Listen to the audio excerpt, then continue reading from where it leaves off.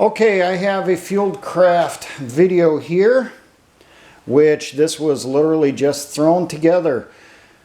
Something to add to your repertoire for when performing ambushes against an enemy.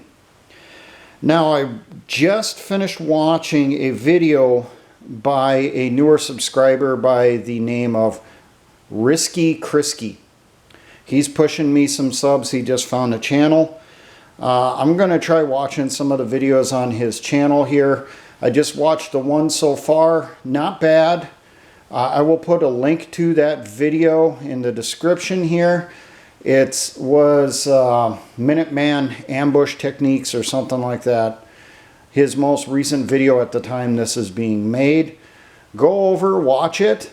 It does talk about a lot of the things that I've mentioned in multiple videos over the years now since the channel was started on different things to put into an ambush. And one of the things he had in there is he asked people a question. Can you use dynamic techniques in an ambush? You know, can you be active, move around, get in close, that type of thing. Now, at the end of his video, he pointed out a dynamic technique that he could see being employed where you are going out to do a mission or patrol. You find an enemy patrol that's setting up an ambush. Well, then you start going dynamic. You ambush them. While they're still getting set in place, maybe you caught them while they were still reconning. The people are just then moving up, starting to get into their positions. You know, you then hit them hard, fast, out of nowhere, and take them out. Now, this did bring to mind a technique that we used a few times, not that often, when I did some Op4 work for training units for going over. Yeah, it's how it works in the military. If you've already been overseas, you know, you're considered the subject matter experts, and they want you to train the next batch of people that are meant to go over. So here's a few tactics on how you could be a little bit more dynamic, a little bit more active in your ambush. Now we have just our basic ambush that we're doing in this. Anti-vehicular. We got our security team on either side watching, not just them approaching, but they're watching to make sure we don't have anyone come in to hit us from the sides. We have our assault, our support by fire is all set up in here. Ideally, you know, you'll have essentially an L shape. You'll have a machine gun team up here, maybe a few other people to concentrate on this side of the road when you stop them. Not sitting on top of the IED that I have marked on there. That's just coming up for my initiation. But we're all in here. We're in the woods, not far from the roadway. We're far enough out that hopefully they won't see us. Hopefully out of hand grenade range. But we're close enough that we'll be able to get in good, well-placed shots to take them out with whatever weapon systems we have to. Remember, there is minimum ranges for anti-tank weapons. There is arming distances for rifle grenades and projected grenades, like your 40 millimeters and your 30 millimeters. So this really works in really close terrain, like single lane roads going through the woods. We tried it once, or talked about once doing it, where we had a road, trees, and then there was kind of a rise or a hill, almost a, say a 6 to 8 foot cliff on the one side of the road, and that's where we set the ambush on, so we were shooting downwards. We get the IED going off. Stop the convoy in there, take out the rear vehicle, get them caught inside the kill zone. Ambush starts picking off the gunners. Maybe we got people that are hunkering down inside the vehicle. They're not getting out because they're waiting for reinforcements, whatever the situation is.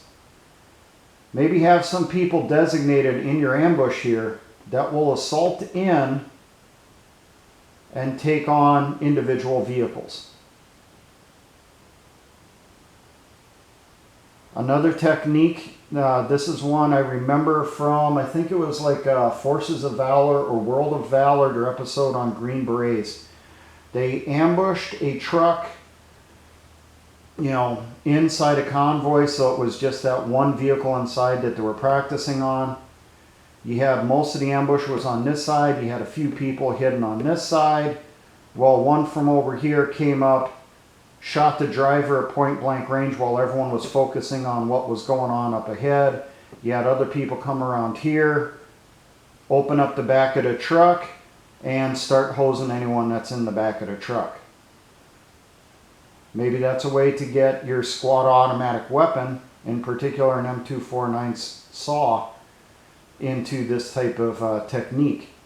Going up, spraying people in the back of the troop truck before they really realize what's going on. How would this work against our little patrol vehicle here? This is an actual tactic we did a few times. Now, our simulated patrol vehicle here is an up-armored Humvee. It's fairly close to the ground. It's no taller than your average pickup truck. Ambush is going on over here. Gunner is concentrating on what's over here. He's trying to take on targets there. So maybe squad leader, team leader over here, he has a few people that are designated for just in case. You know, they get the word, they will come up, at least 2 people, you want a team. One person that'll come up just off the corner here, out of sight of the gunner. His weapon will be pointing down to vehicles behind. The other guy either passes between the vehicle and the person, or, you know, he's going to have to lower his barrel. He comes up, comes around, climbs up on the back. And on the back of an up-armored Humvee, you usually have a tire. This really helped with getting up on the back of there. Get up on the back of the Humvee. He comes up, takes out that gunner at point blank range if he doesn't notice. And then what this guy does, he pulls out a hand grenade, preps it, drops it down inside, and then he slides back down off the vehicle, and then the 2 of these return to a safe spot as the grenade goes off inside. You do not want to be on top of a lighter skinned vehicle like this when that grenade goes off, because you don't know what that grenade's going to land on. For all you know, that hand grenade is going to land on top of a box of hand grenades inside. Maybe it'll land on top of a bag filled with flares. You know, you're going to have those secondaries going off. Potentially an explosion that could take out the entire vehicle. So that's why you don't want to be on top. And I'm sure someone's pointing out, oh, remember, you know, Red Dawn, 1984, they did that, getting the hand grenade inside a tank turret. Yes, it's a similar tactic.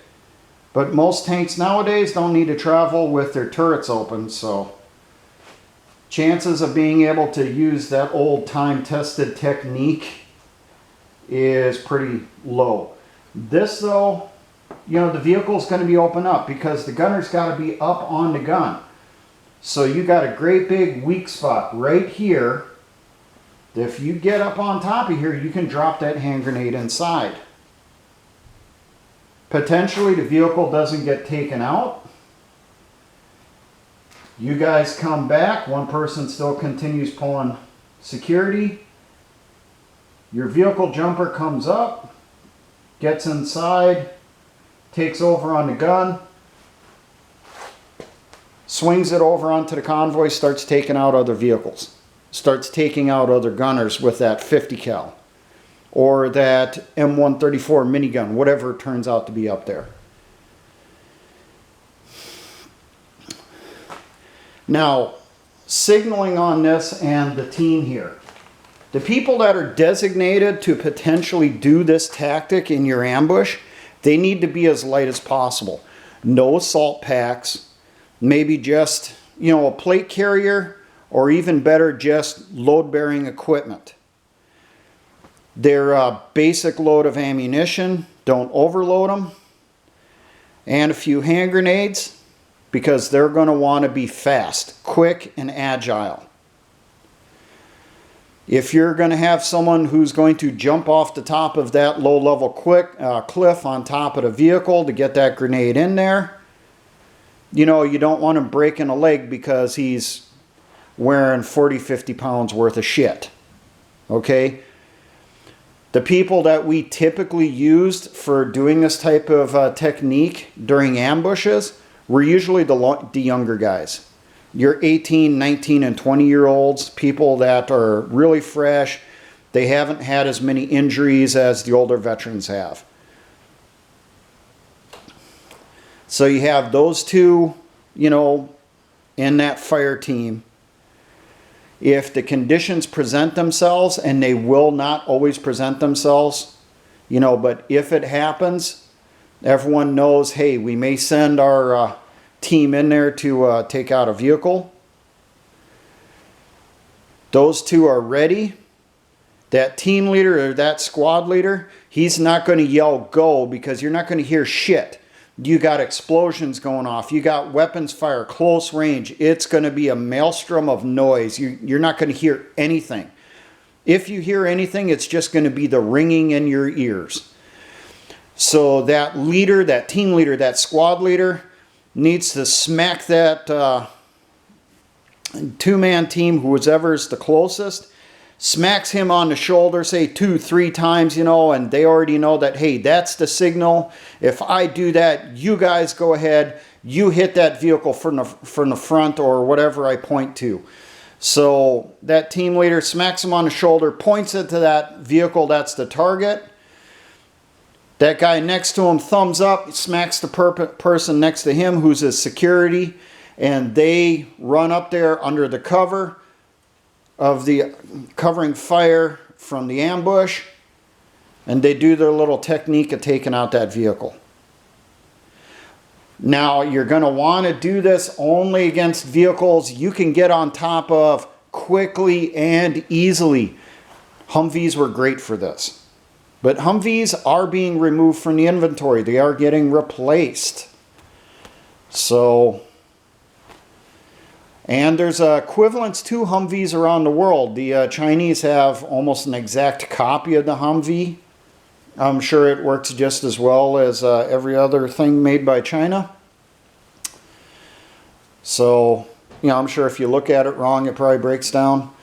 But it has a similar construction, similar layout, open turret up on top of the roof. And I'm sure someone's saying, well, why not just try tossing down a hand grenade from that cliff? Why have someone jump on top of there? You could do that too. That works. They did that in Iraq. Insurgents would stand on top of a bridge or an overpass. Humvees would come underneath. They would drop hand grenades down, try to drop them right inside the turrets. Well, the counter to that is they put a kind of a cage over the top of some of the turrets with like chicken wire or whatever they could, that the grenade would hit that and then roll off. And because the vehicle is moving, hopefully roll off the back of the vehicle down onto the ground before it went off. Some people went through and they put camel net on top of those cages, which is not a good idea, because guess what? That hand grenade can get caught in the netting, so now it's just going to go off directly over the head of the gunner. So, and like I said, the technique from that I seen in that video, Forces of Valor or World of Valor, Green Berets, have people on either side of the road. Obviously, the people that are on the side of the road that your rounds are going towards, they need to have a good covered, concealed position. And they only come out when that enemy vehicle is right in front of them, because otherwise they're in the field of fire and they can get taken out by their own people. You do need to have good identification of your people, which is a upcoming video here as soon as I find all the pieces I need for it. But that should be coming out here next couple days also. Now, for all my engineer brothers in the Patriot Militia movements, always remember, essayons.